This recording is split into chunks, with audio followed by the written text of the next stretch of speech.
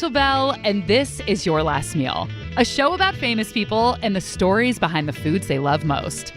Today on the program, award-winning food blogger and author of a New York Times best-selling cookbook, Deb Perelman.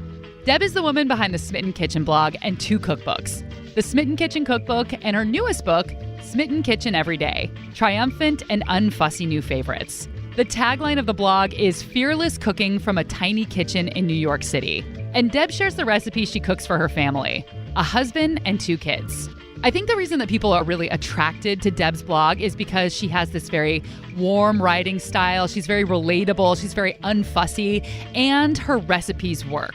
But since her full-time job revolves around cooking and all her readers see are these lovely posed photographs, some people make assumptions about what her life is like. Sometimes people build a picture where you're just like this domestic goddess. Yes. And I'm not a domestic goddess, just the cooking. Yes. That's the only thing I like to do. I just like to cook. And I also don't cook 3 meals a day, 7 days a week at all. Like, we live in New York City. There's no reason to cook every night. So Deb is the human star of this episode. But our culinary star is the artichoke. And a particular type of Roman artichoke was the center of scandal and controversy a few months back. The story was splashed across the pages of international news outlets. And no, I'm not joking. Oh my gosh, it was a shock sent around Rome and the rest of Italy. That's Italian travel writer Susan Van Allen. She's going to fill us in on this scandal. But first, my interview with Deb Perelman. I'm just going to start with a small gush. I really love you. And and I've used your cookbook more than any other cookbook, and I've made so many things. So I'm so excited to meet you. Thank you so much for having me on. Yeah. That means a lot because I always heard that most cookbooks, people just cook like 2 or 3 recipes from ever. Like that would be a lot for a cookbook. So if it's any more than that, thank you. It is more than that. I go through every cookbook I have and I mark many things. So it looks like I've cooked from all of them because there's little paper sticking out of the top, but mostly no. That's hilarious. I have never considered doing that before. Now I'm gonna be questioning people when they come up with a really tabbed book.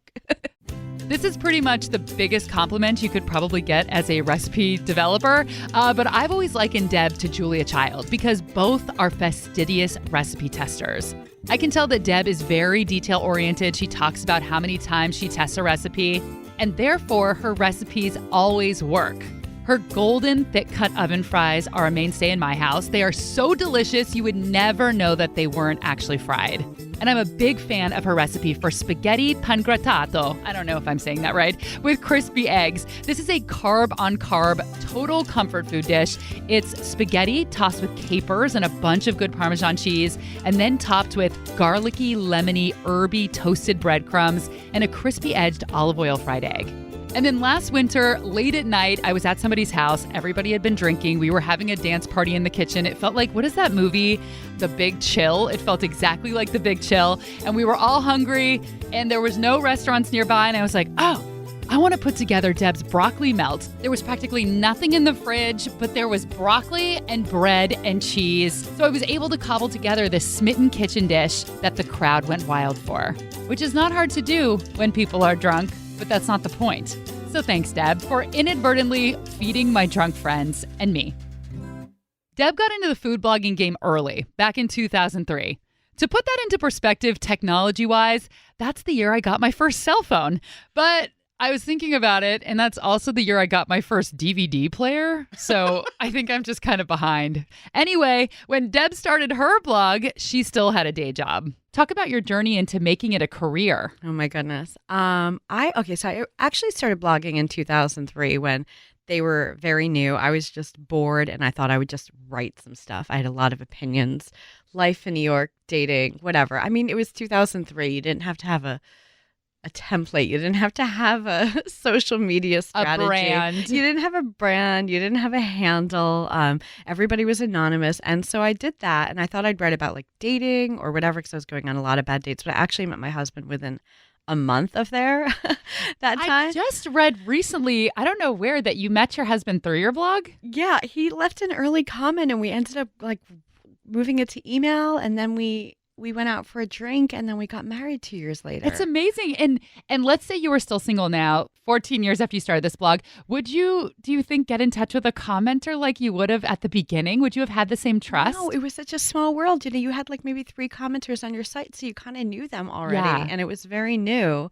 What did he comment? What did he say? Oh my God, it was about a dip. I was like, it was so funny because it wasn't even a cooking blog, but I was like, here's this thing. You just take a can of white beans and you blend it with some cream cheese and roasted red peppers, and then you serve it with pita chips. And he was like, oh, that sounds really good. How do you like, or maybe he asked how to make it, and I explained it, and oh my goodness. It was like such a stupid thing, but for some reason, I don't know, he struck me as somebody with like a dry sense of humor. And, we went out for a drink, and then, I did that thing where I was like, I texted a friend, I'm like, you need to call me in an hour and tell me I have to come over, or like in 30 Yes. minutes.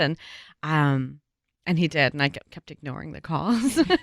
It's funny because Molly Weisenberg from Orangette, that blog, she also met her now ex-husband through her blog in the same way. I know. It's sort of wild how it happens. I think it was such a small world back then that it didn't seem that crazy. And honestly, I guess if somebody's reading your stuff, they kind of know what you're about. Like they're hearing something they like. If they, if they like somebody who can write or is articulate, it's sort of, you can kind of learn a lot more than you do from a dating profile. Okay, we got a little off topic there. So let's go back to learning how Deb turned her dating blog that she would write in her spare time into a food blog that became a full-on career. In 2006, I started the food blog part. There were food blogs out there, but they were very small. There weren't that many, and generally they were from chefs and stuff. But I found that I was just writing more and more about cooking and food and recipes I was trying and things I'd liked and things that didn't work. And I just wanted to fully focus on that.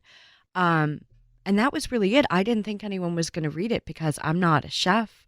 I haven't been to cooking school. I've never worked at a restaurant. I had no food writing experience at all. So I just kind of assumed it was going to go off into the internet abyss like a million other blogs did in those years. And I'd go find something else to do with my life. But the opposite happened, I guess. Is that just word of mouth, people sharing it?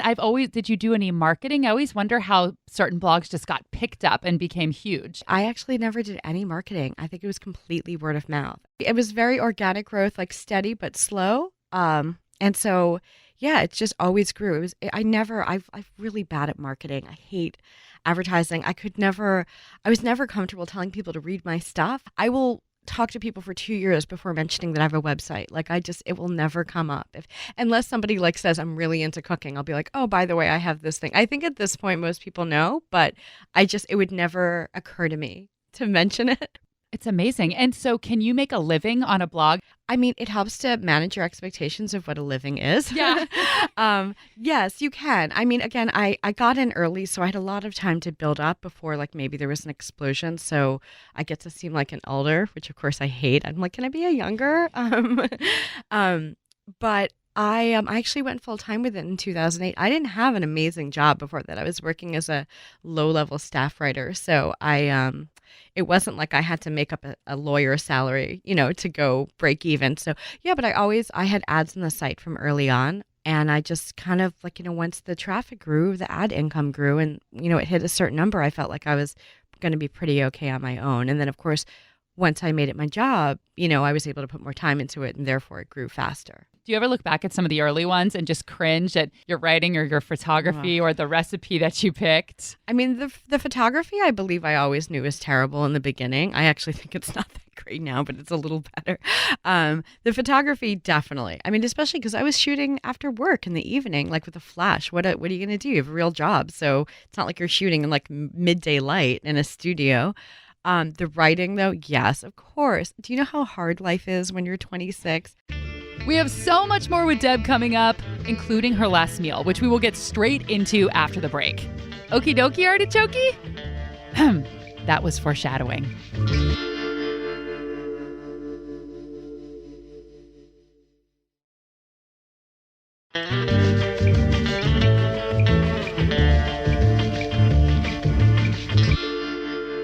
So let's talk about your last meal. What would you choose? I'm not going to cook it. Just so you know. I mean, I love to cook, but this isn't the mode I'd be in for my last meal, of course. I I love artichokes. They are my favorite food. And it's funny because on my site, I don't even cook them that much because I like them very plain and simple. And in general, my favorite thing is just to steam them.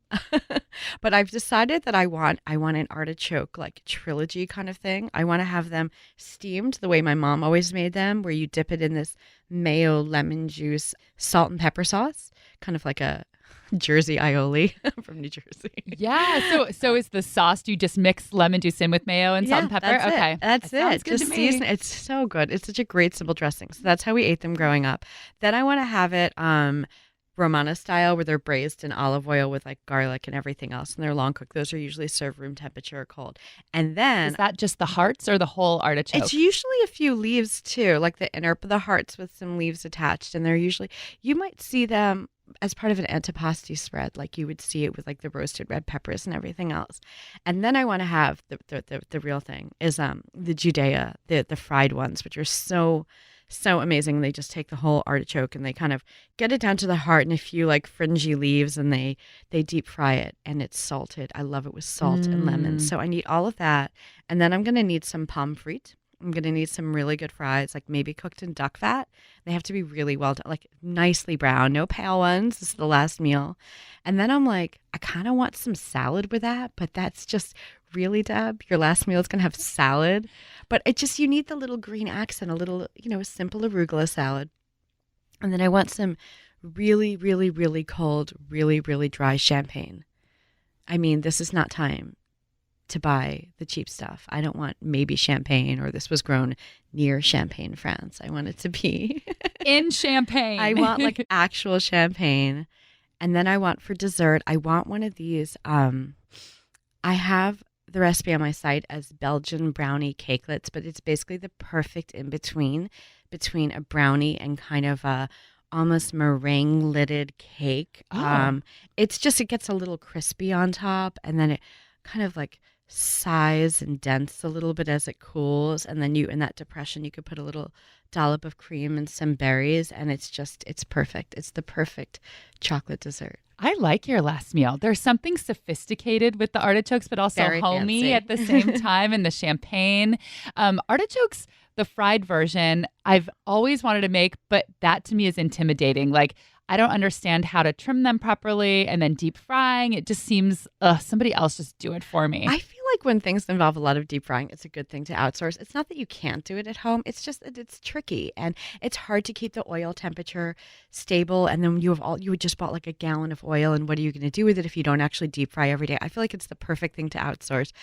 And also, I could totally prep the artichokes at home, but I've watched like old Roman men doing it on the street, and they use these special tools to make it go really fast. They were showing that they use this tool that's actually made for shoemakers. Like, it's this sharp knife for cutting through leather to kind of, turn it into a flower from like to like whittle it down. And I'm happy to outsource it. But my God, I hope I'm not cooking my own last meal. I love to cook, but that doesn't sound, I don't know. I just feel like it would be really great if somebody brought it to you so you could actually like sit back and absorb the last moments of your life and not be, worrying about grease splatters in the wall.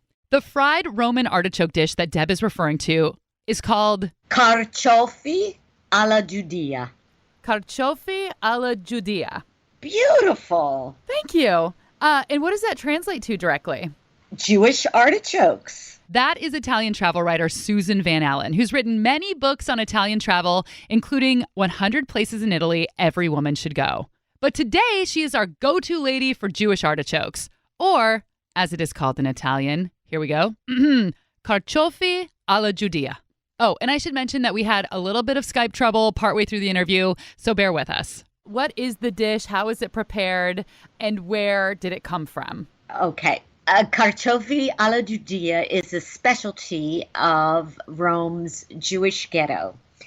And it is made from a certain type of artichoke called the mamole, which is a beautiful, round, about a softball-shaped artichoke with purple-tinged tips on their leaves and very compact. And it is prepared very specifically by women in the market, usually, who trim these artichokes down, take away all the rough outer leaves, and then it is flattened so that it looks like a flower, and it is deep fried once, seasoned, usually with a little salt and pepper, left to drain, and then deep fried again. So it appears on the plate like a beautiful golden flour, all crispy, and kind of a nutty, savory flavor, not at all oily when it's done right. And it is the most delicious revelation of artichoke tasting I've ever experienced in my life. Wow. Wow. Loving the time of artichokes. This is like a love affair with the dish. It's only in the spring, right? Because in Italy, they eat very seasonally, and that's when artichokes are grown. How did this become a dish that is a Jewish dish, specifically in the Roman ghetto?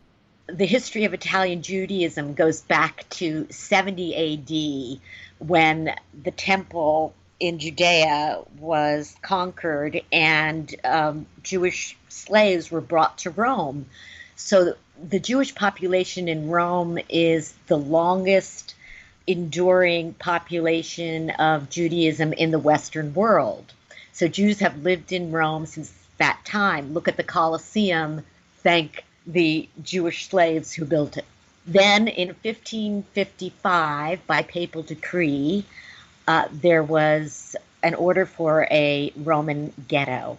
So this section of Rome is near the Tiber River. It's about a 4-block stretch where the Jews lived in a gated community from 1555 until 1870.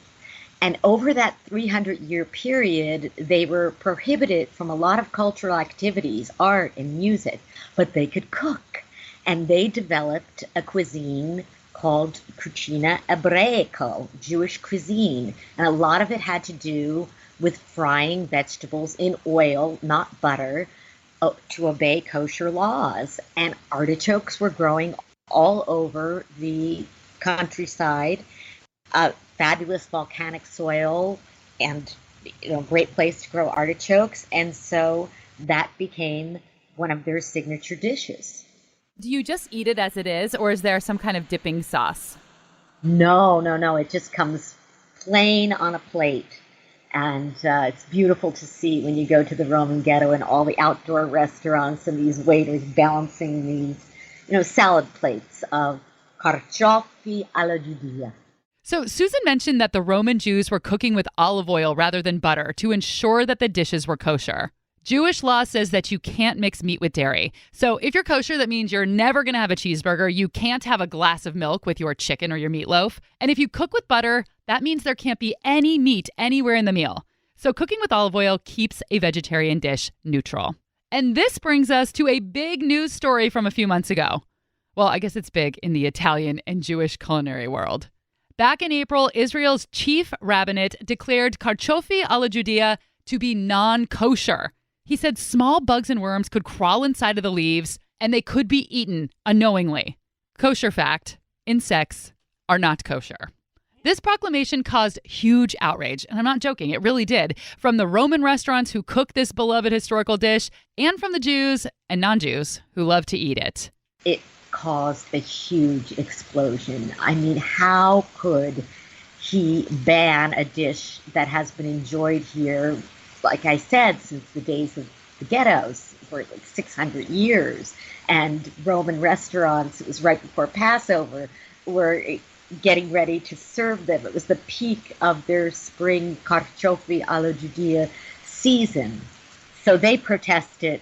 They did say, our Roman artichokes are different than the Israeli artichokes. They're much more tightly packed. Worms can't get in them. And they're very well cleaned by our fabulous women in the market and in the restaurants. And so they will not have parasites. And you just cannot take away this expression of our culture that has lived on for centuries. And actually, the Roman rabbi, Riccardo Di Segni, made a big video to begin Passover of him peeling the Roman artichoke to show people that it was okay. And in the big picture, by Jewish law, the religion does not have a pope that can decree for all Jewish communities. All Jewish communities can decide on their own as far as these kind of kosher eating laws. And so it was not banned in Rome. So basically, he made this decree and everyone got upset and then said, we're not listening to you. Yes, basically, that's what happened. It just could not. It just was impossible. I mean, if you go to Rome and this part of the historic center near the Tiber River during artichoke season, it's lined with artichoke towers, artichoke buffets. The celebration is in such full force.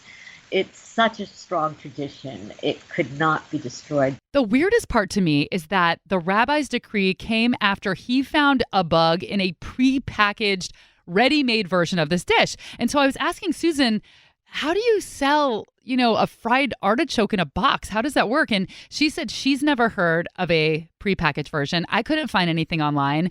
So for some reason, one bug in one package found by one rabbi stirred up a huge controversy. He is a drama queen. That's what I'm going to say about this rabbi. He is a drama queen of a rabbi. Luckily, nobody listened to him. So the Jewish artichokes of Rome can live on. And those who eat them can continue to be filled with lust. Susan says the artichoke has been praised as an aphrodisiac since ancient times. She says it was commonly eaten during Roman orgies. Now, I'm no expert on the subject, but I didn't think there would be much snacking going on. I'm just excited the phrase Roman orgy now exists on this podcast. All right, let's marinate on that over the break. And when we come back, more with Deb. Deb will share the recipe that got her kids to love salad. So if you're struggling with that, keep listening. And she talks about the pressure of making sure she brings the most delicious snack when it's her snack day at her kid's school, because all the teachers and parents know that she's the food lady.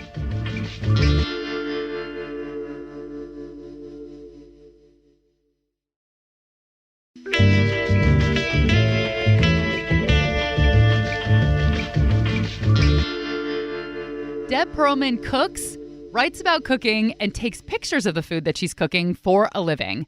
And then she posts those pretty pictures of the fabulous dishes she's created on her blog for the entire world to see. And that can be intimidating for some, even the people that she sees every day in her own life. When you go to someone's house for dinner or you're making something for a potluck, do you have a pressure now because you've been at food blogging for 10 years and you're known as a food lady? Are people afraid to cook for you?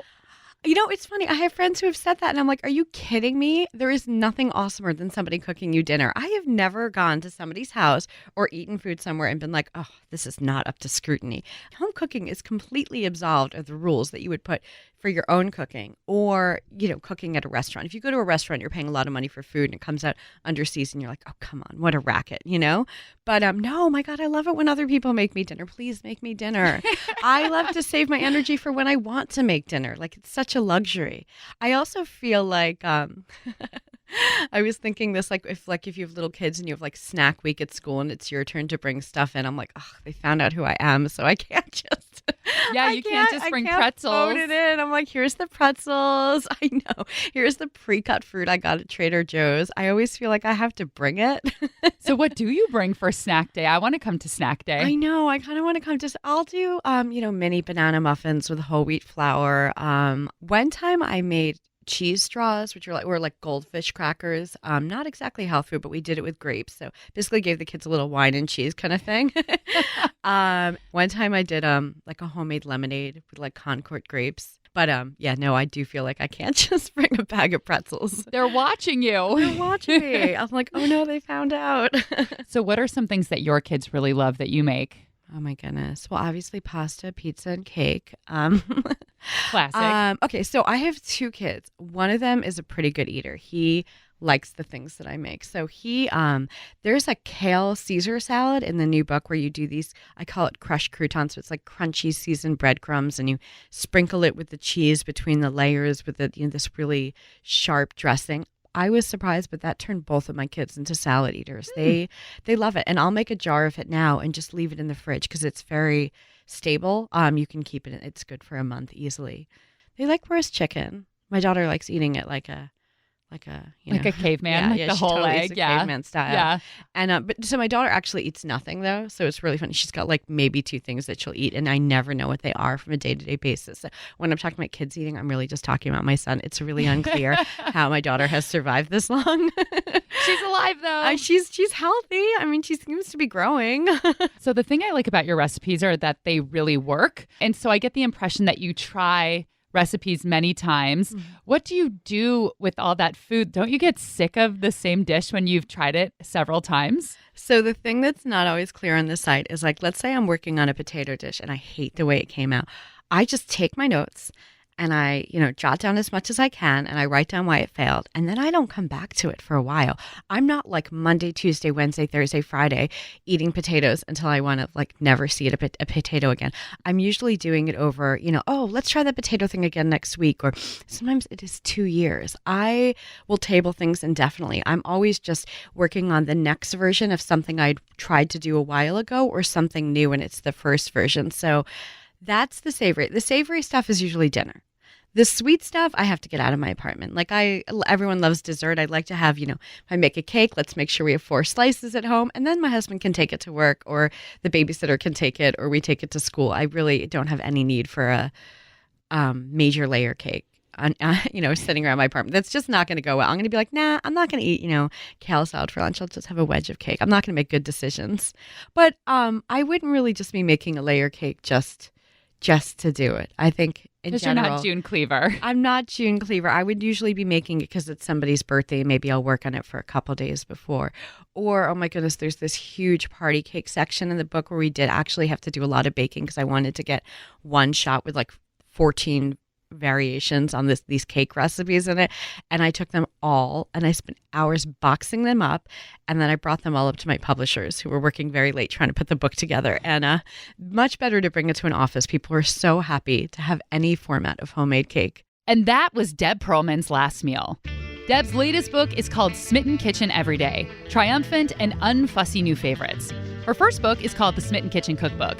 I encourage you to buy one or both of her books at your favorite neighborhood bookstore. Or you can just check out the recipes on her blog at smittenkitchen.com. Thanks to the extremely lovely Susan Van Allen. I truly love speaking with her. She positively charmed me with her Italian accent. I love the pastas, the amatriciana, carbonara, cacio e pepe, and the panna cotta, and the torta di nonna, the gelato, of course. Fantastic. I love hearing you pronounce all these words with your beautiful accent.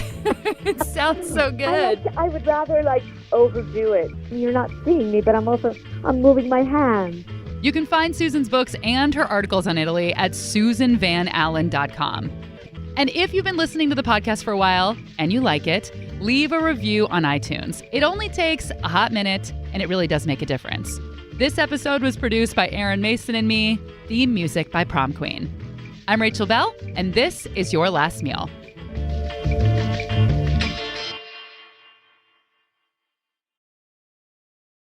Mamma mia. Buongiorno. Spaghetti. Tortellini.